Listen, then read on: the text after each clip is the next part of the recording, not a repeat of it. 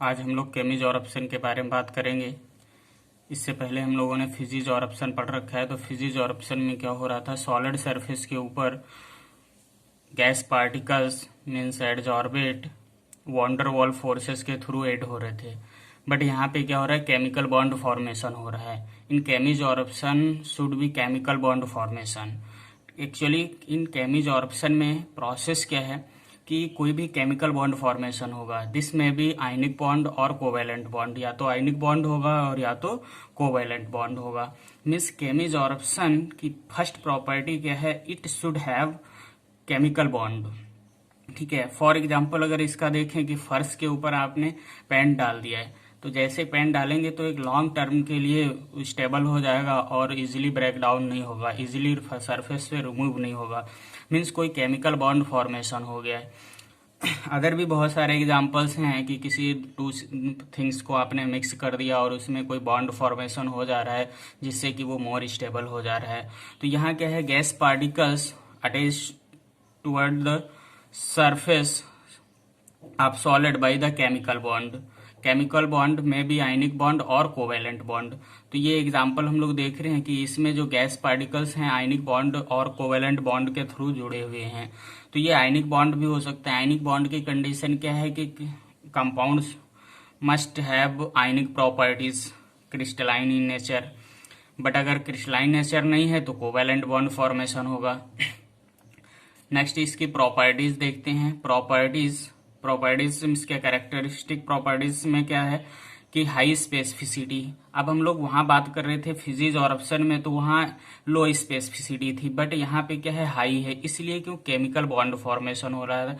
Chemical bond formation की condition क्या होती कि वो जो एडजॉर्बेंट और एडजॉर्बेट दोनों सेम इन्वायरमेंट में होने चाहिए, तभी बॉन्ड फॉर्मेशन होगा, अदरवाइज बॉन्ड फॉर्मेशन नहीं होगा। बट फिजिजोरप्शन में कोई कंडीशन नहीं थी कि सपोज सरफेस में आपने ऑयल डाल दिया, वाटर डाल दिया, उस कंडीशन में भी फोर्स ऑफ अट्रैक्शन आ जा रहा था, वो फिजिजोरप्शन था, इजीली ब्रेक डाउन भी हो जा रहा था। बट यहाँ पे स्पेसिफिसिटी किसकी बहुत ज्यादा है, स्पेसिफिक करेक्टर है।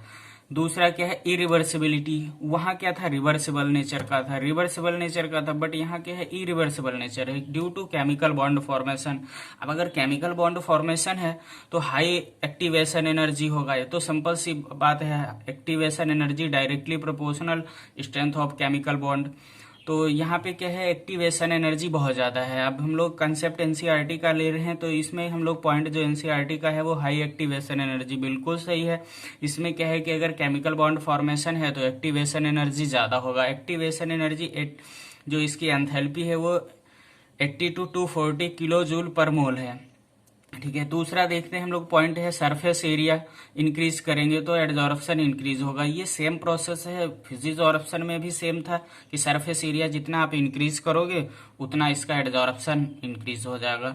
बट ये 3 पॉइंट, पहला, दूसरा और लास्ट पॉइंट, ये फर्स्ट, सेकंड और लास्ट पॉइंट, ये तीनों पॉइंट डिफरेंट हैं फिजिजोरप्शन से। बट यहाँ पे क्या है, अगर कंडीशन इसकी हम लोग देखें तो इसकी एंथैल्पी बहुत ज्यादा है। एंथैल्पी का मीन्स क्या है कि जो बॉन्ड होगा वो बहुत स्ट्रांगली बॉन्डेड होगा सरफेस के ऊपर।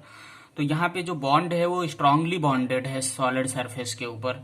ये सपोज कैटालिस्ट भी हो सकता है। कैटालिस्ट का भी बेस्ट एग्जांपल है कि कैटालिस्ट की साइट्स होती हैं, उस पे जो कोई भी सब्सटेंस है वो बॉन्ड बना रहा है, वो किसी कंडीशन में क्या है, फिजिकल बॉन्ड बनाता है, फिजिकल अट्रैक्शन फोर्सेस होते हैं, किसी कंडीशन में केमिकल बॉन्ड बनाता है, आयनिक बॉन्ड और कोवेलेंट बॉन्ड फॉर्मेशन करता है। नेक्स्ट पॉइंट पे हम लोग आते हैं, एडजॉर्प्शन आइसोथर्म। एडजॉर्प्शन आइसोथर्म क्या है, एक मैथमेटिकल इसका पोर्शन है जिसको मैथमेटिकल तरीके से एक्सप्लेन किया फ्रेंडलिच ने। तो the amount of gas adsorb by the adsorbent surface by pressure at constant temperature. By pressure apply करते हैं बट टेम्परेचर कांस्टेंट कर रहे हैं, टेम्परेचर चेंज नहीं करेंगे। अगर टेम्परेचर वेरी करेगा तो इसमें एडजॉर्प्शन भी चेंज हो जाएगा, बट प्रेशर इंक्रीज करते हैं। It is called adsorption isotherm. For example इसका देखते हैं, it explained by the Freundlich in 1909। तो इन्होंने क्या दिया, यक्स अपान यम। यक्स क्या है, ये गैस, मास ऑफ गैस है, यम है mass of solid directly proportional P for pressure power 1/n। n क्या है, ये मोर देन 1, n की वैल्यू मोर देन 1 से ज्यादा हमेशा होनी चाहिए, इसलिए जो प्रेशर की पावर होगा ये कभी 1 नहीं होगा, 1 से कम ही होगा। ठीक है, फिर इसको डायरेक्टली प्रोपोर्शनल हटाएंगे तो K कांस्टेंट आ जाएगा। नेक्स्ट पॉइंट इसमें क्या है, x मास ऑफ एडजॉर्बेंट है, m मास ऑफ एडजॉर्बेंट है, P प्रेशर है, K कांस्टेंट है। अब ये आइसोथर्म देखते हैं, इसका एडजॉर्प्शन आइसोथर्म एक्सप्लेन किया है। x upon m y axis पे रखेंगे, x एक्स पे प्रेशर रखेंगे। अब पहली कंडीशन क्या दिया है, इसमें टेम्परेचर 273 केल्विन दिया, उस कंडीशन में प्रेशर ये कुछ दिखा रहा है, एडजॉर्प्शन ये प्रेशर इस साइड में बढ़ता जा रहा है, और उस कंडीशन में जो यक्स वैल्यू है वो कम है। फिर थोड़ा सा टेम्परेचर और कम करके देखते हैं, तो जैसे टेम्परेचर कम करके देखेंगे एक कांस्टेंट, यहाँ पे प्रेशर यहाँ कांस्टेंट कर रखा है, इस पे देख रहे हैं तो एडजॉर्प्शन जितना टेम्परेचर कम करते जाएंगे एडजॉर्प्शन उतना बढ़ता चला जाएगा। तो यहाँ देख रहे हैं, बट इस कंडीशन में अगर प्रेशर को कांस्टेंट करते हैं तो टेम्परेचर कम करने से इसका एडजॉर्प्शन बढ़ता हुआ चला जाएगा। ठीक है, सबसे ज्यादा होगा 195 केल्विन पर।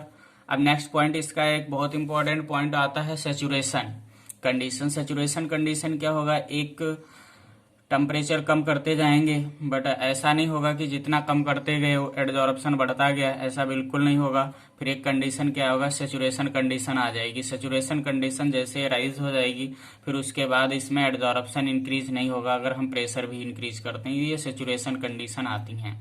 ठीक है, नेक्स्ट पॉइंट देखते हैं इसी इक्वेशन में, इक्वेशन नंबर जो फर्स्ट है उसमें लॉग ले लेंगे, तो जैसे लॉग लेंगे तो लॉग कर देंगे इसका, तो ये फार्मूला लगा लेंगे तो इस फॉर्म में आ जाएगा। फिर चेंज करेंगे, ये फार्मूला लगाएंगे लॉग m की पावर n, तो n लॉग m हो जाएगा, तो ये वैल्यू निकल के आ जाएगी। बस लॉग करेंगे, ये इक्वेशन बन के आ जाएगी। इस इक्वेशन को y equal to mx plus c से कंपेरिजन कर देंगे और नेक्स्ट ग्राफ ये हमारा ड्रा बन होके आ जाएगा, लॉग x अपान m। और ये देखो ये कांस्टेंट है, अगर यहाँ पे देखें C4 कांस्टेंट होता है और यहाँ पर के लॉग के कांस्टेंट है, तो जो कांस्टेंट होता है वो इंटरसेप्ट होता है, इंटरसेप्ट वहां से वैल्यू स्टार्ट नहीं होती है, उतना छोड़ देते हैं, तो उसके ऊपर से वैल्यू स्टार्ट करेंगे। ग्राफ यहाँ से ड्रा होगा और स्लोप आएगा 1/n। तो ये जो यम है ये स्लोप है, और यक्स एक्सेस पे, तो यक्स एक्सेस पे जो स्लोप है वो यम है। तो यम क्या है, अगर इसका कंपेरिजन यहाँ करते हैं तो 1/n यम के इक्वल होता है, तो इसका कंपेरिजन तो ये जो भी यहाँ दिया होगा वो स्लोप होगा। ठीक है, 1/n है इसका स्लोप है। तो ये फ्रेंडलिश आइसोथर्म हुआ। Freundlich isotherm fail at high pressure, अगर प्रेशर बहुत ज्यादा यहाँ अप्लाई करते चले जाएंगे, अगर इसका भी ग्राफ देखते हैं इसमें भी लॉग पी है, तो प्रेशर ज्यादा अप्लाई करते चले जाएंगे तो एक सैचुरेशन कंडीशन आ जाएगी, उसके बाद ही इसको एक्सप्लेन नहीं कर पाता है। तो बहुत ज्यादा प्रेशर अप्लाई, ऐसा नहीं है कि बहुत प्रेशर अप्लाई करते चले गए और एडजॉर्प्शन बढ़ता चला गया। नेक्स्ट इसका पॉइंट हम लोग देखेंगे application.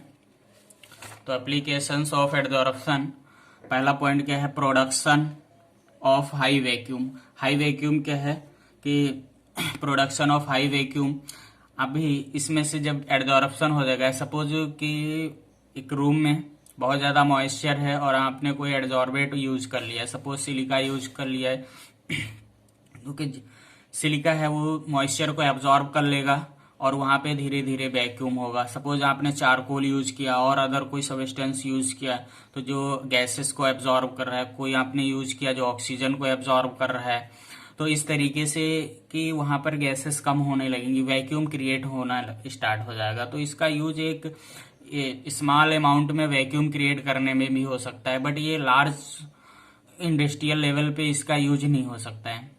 Next point, making of gas mask.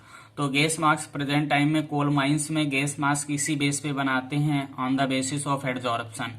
तो क्या होता है, जैसे भी पॉइजनस गैसेस सेंसर में टच होती हैं वो सायरन देना स्टार्ट हो जाता है, तो वहाँ भी एडजॉर्प्शन बेस है। एडजॉर्प्शन जैसे भी गैस पार्टिकल्स, अमोनिया क्योंकि वहाँ निकलता है, मीथेन है, ये ऐसी गैसेस पॉइजनस गैसेस हैं, जैसे भी निकलना स्टार्ट होती हैं सेंसर सेंस करता है और तुरंत सायरन देना स्टार्ट कर देता है। नेक्स्ट क्या है, कंट्रोल ह्यूमिडिटी।